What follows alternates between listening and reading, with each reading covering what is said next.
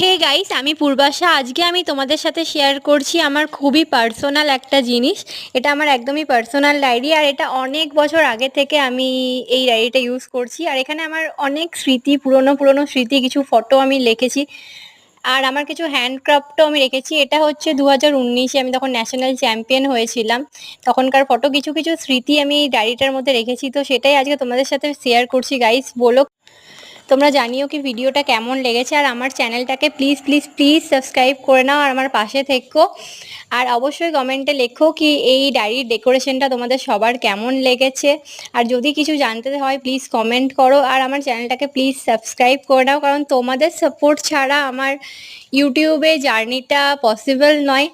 R please guys অনেক support করো। আর এখন আমি এফবিতেও অ্যাক্টিভ আছি, তো ওখানেও আমার 5K ফলোয়ার্স কমপ্লিট হয়েছে। তোমরা আমাকে পূর্বাশা চন্দ নামে আমার এফবি আইডি আছে, ওখানেও ফলো করে নিও।